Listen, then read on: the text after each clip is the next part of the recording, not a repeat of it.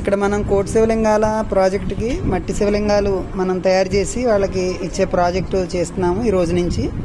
So ఎవరికి ఎన్ని కుదిరితే అన్ని ఇక్కడ మనం శివలింగాలు చేయాలి. సో సంఖ్య అనేది ముఖ్యం కాదు, శివలింగం అనేది వాళ్ళు చెప్పిన షేప్లో వాళ్ళు చెప్పిన విధానంలో మనం తయారు చేయాల్సి ఉంటుంది.